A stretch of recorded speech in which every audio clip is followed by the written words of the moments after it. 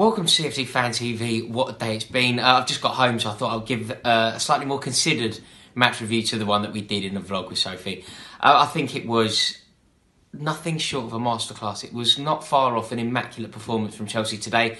We went into the game. Rome was a very real memory. It feels like it was just yesterday, doesn't it, that we got embarrassed out there on the continent. And we felt that things were going against us. David Luiz, there's an issue there, isn't there? That didn't bode well. N'Golo Kante's been injured. He's coming back from an injury, so we didn't know how he was going to cope. And it just felt like Manchester United were on the crest of a wave. You know, they've been playing very well this season. Their results have been pretty good. In fact, if they'd beaten Huddersfield a couple of weeks ago, it would have been their best ever start to a season. So it's important to acknowledge quite how good this Manchester United team are. They arrived at the bridge. Mourinho, no doubt, would have smelt blood and really fancied his chances of getting a victory. But it wasn't to be, because we were nothing short of excellent across the board. I think on another day we could have easily scored at least 2 more goals. I think Bakayoko had a very good game, but I think he got it wrong where he should have probably scored twice. So hopefully he can work on that.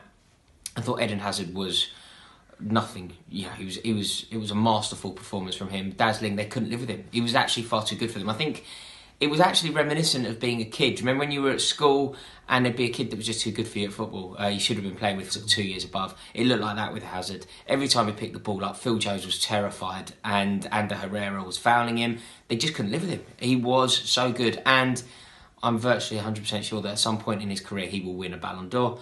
I also thought Alvaro Morata led the line exemplary. I thought it was, particularly when you see the two on the pitch. You know, you see Lukaku at one end of the pitch, you see Morata at the other. The comparison is there for you to behold, and I thought he shone. I thought Morata did very well. Should have certainly scored another goal. I thought he really messed up actually, but I think he was knackered. I think he got through very late in the game and he tried to cut back, and I just think his legs ran out. So it was a shame for him, but I thought he led the line brilliantly. It's not easy against a very physical Manchester United back line. I thought he did well.